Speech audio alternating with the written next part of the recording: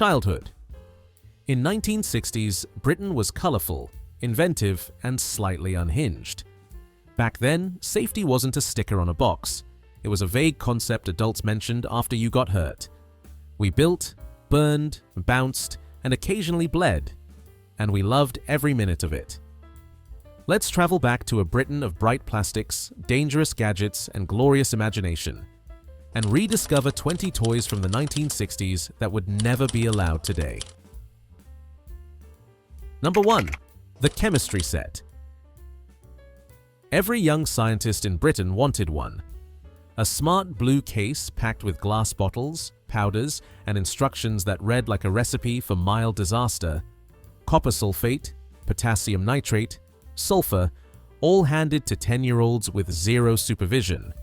No gloves, no goggles, just a note saying, "Handle with care."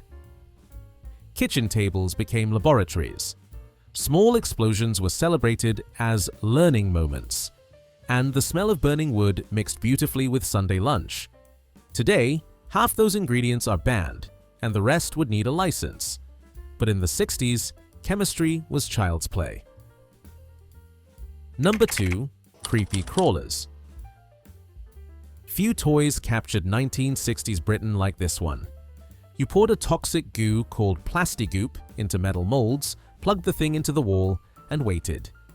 No timer, no temperature limit, just molten plastic and optimism. The result? Wobbly, colorful rubber bugs, and the occasional blister. The smell filled the room, part plastic, part panic. Parents didn't mind, it kept the kids quiet. Today, it'd be classed as a health hazard. Back then, it was considered creative learning.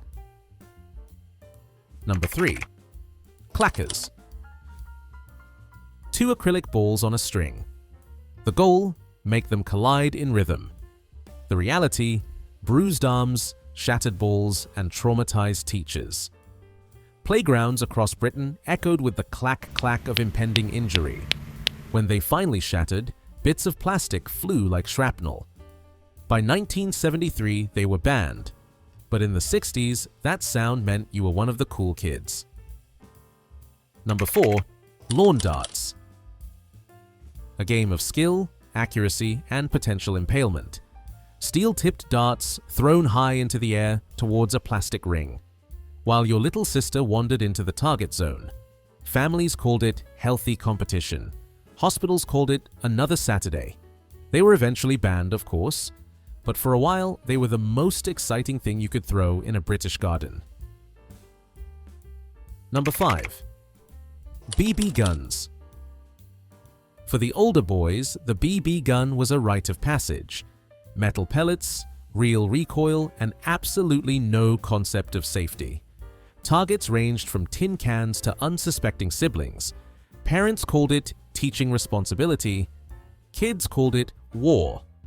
If you came home with both eyes intact, you'd had a good day. Number 6. Meccano. Before Lego, there was Meccano. Metal strips, sharp bolts, and pure genius. It turned every child into an engineer and every finger into a medical case. The edges could slice through skin faster than a penknife, but that was part of the fun.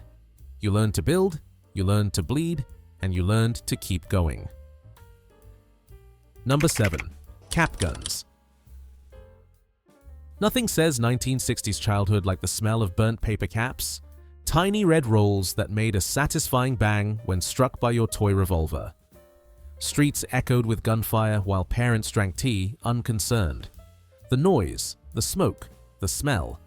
It was all part of being a cowboy in Croydon.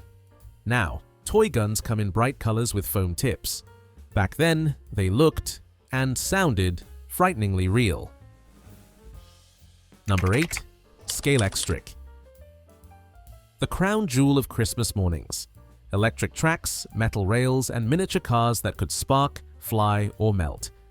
Children learned valuable lessons in both racing and electrocution. The smell of ozone filled every living room in Britain. When your car shot off the track at high speed, you just jammed it back on? Today, we call that unsafe. In 1964, it was engineering excellence.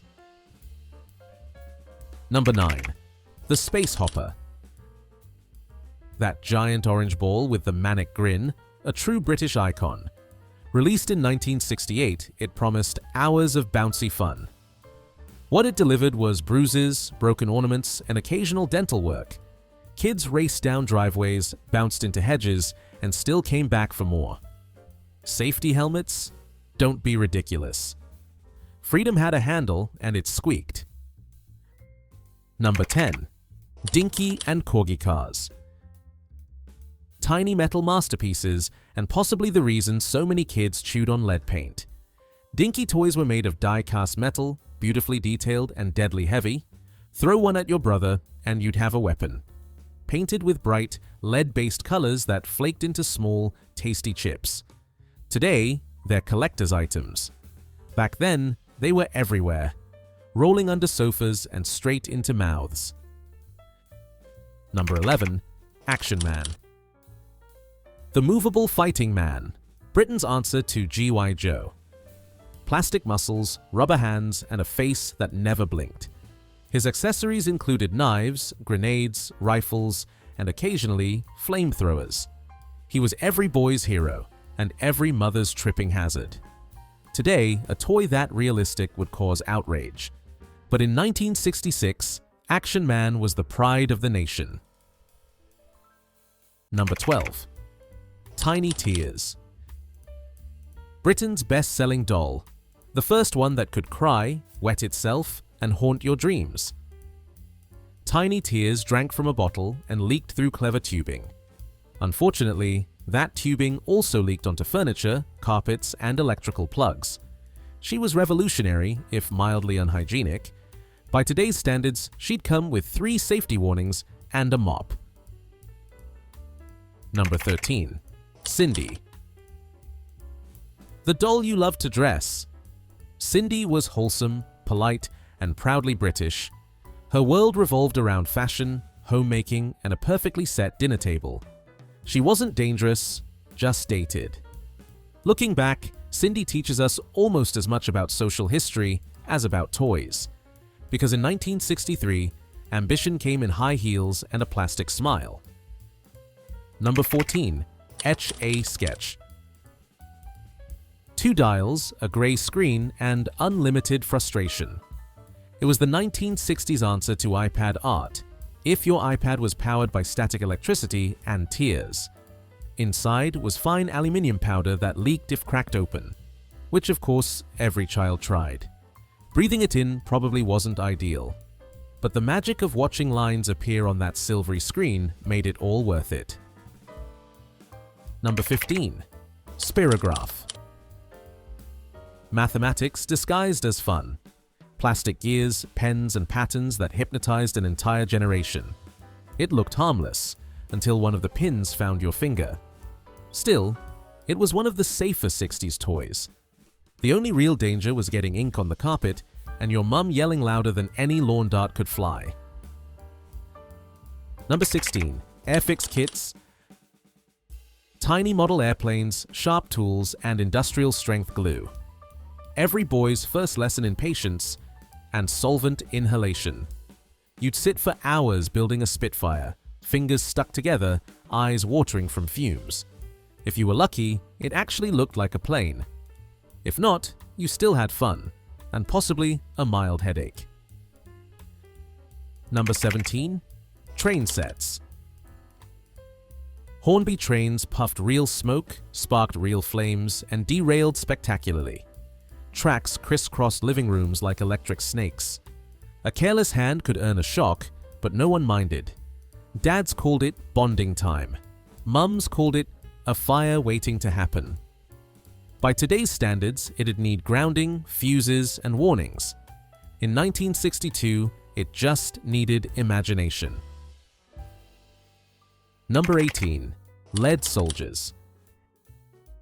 Every small boy owned a box of them. Tiny painted soldiers cast from solid lead. They looked magnificent lined up on the carpet until you remembered that lead is, well, poisonous. Many families melted and painted their own, inhaling fumes and calling it crafting. Now they're banned. but the bravery they inspired and the toxins they released were pure 1960s. Number 19. Fireworks sets. Yes, they sold fireworks for children. Little boxes with rockets, fountains, and sparklers hot enough to melt concrete. No gloves, no eye protection, just stand back and hope. Back gardens became mini bonfire nights every weekend. The bangs echoed through entire estates. If you came away with all your fingers, you'd call it a success. Number 20. Board games of questionable taste. Even board games had their hazards, not physical, but moral. Games like Doctor, Happy Families, and Cowboys and Indians taught lessons we might question today. No one worried about representation or stereotypes. We just laughed, rolled the dice, and passed the time before TV came on again. Toys in 1960s. Britain was simple, clever, and often a little reckless.